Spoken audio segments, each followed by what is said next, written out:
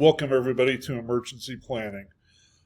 This class is going to run from September 22nd through November 2nd.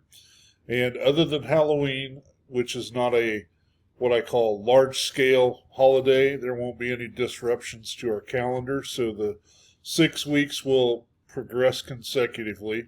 And you can see on the left-hand side of the course shell, each unit or week has a specific topic. So in Unit 1, which is what I happen to have brought up on your screen, it's the foundational week. We're going to talk about FEMA and the impact of Hurricane Katrina. Now this class is due for a revamp, so if you talk to somebody that takes it down the road a little ways, they may be talking about a different disaster. And of course we'll be talking about a number of different large-scale incidences that have impacted emergency planning over the next 6 weeks. And there seems to be no shortage of those, whether that's the flooding in South Texas or flooding in New Mexico, the wildfires in California, civil unrest. That also requires emergency planning, because whether you're a law enforcement responder or another type of public safety official, you need to be able to anticipate how those type of events are going to impact your overall operations and large-scale incidents. So this week we're talking about foundational stuff, as I had mentioned. Unit 2, we're going to talk about hazards and risks. There is a little bit of difference between the two, and we'll explore those. Unit 3 and 4 is managing emergencies and disaster management, and one of those is more small-scale incidents. The second one, or week 4, Unit 4, is larger-scale incidents. Unit 5 is developing a plan, and we're going to talk about planning.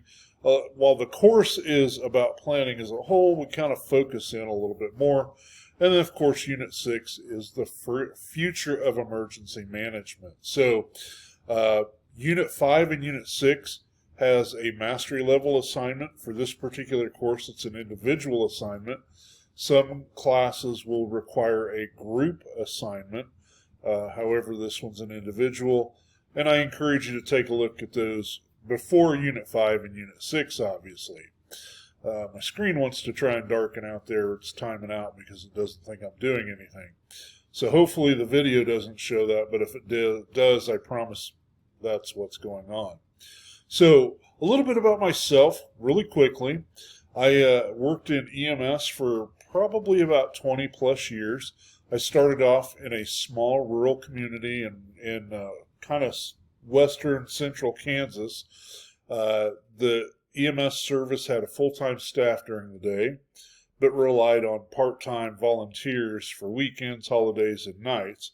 So I spent about 4 years as an EMT working those shifts, seeing a lot of medical and trauma calls, and give me an appreciation for larger cities that have trauma centers fairly close and things of that nature. Worked a few what I would call large incidents for a rural community. Generally, these were large-scale car accidents or things of that nature, but occasionally you get into a grain elevator accident or things of that nature that required planning, but also communication, interagency cooperation, things of that nature. After paramedic class, I moved to a large metropolitan area where I worked on their EMS organization for about 18 years.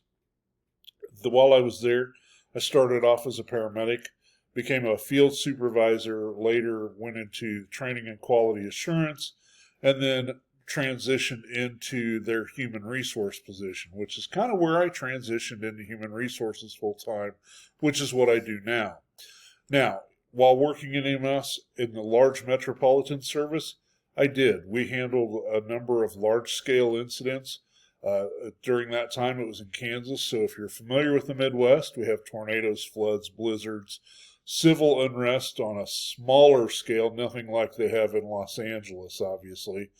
But we had the River Fest each year, and we got, it was great for me as a paramedic because it was overtime week, and you got a lot of overtime hours, and we would put that money away for Christmas. But it required a lot of planning because you had to anticipate what events were going on, where you were going to stage ambulances that needed to respond, where you were going to have folks within the Riverfest event itself, a number of things that went on there, and we'll talk about some of those over the next few weeks.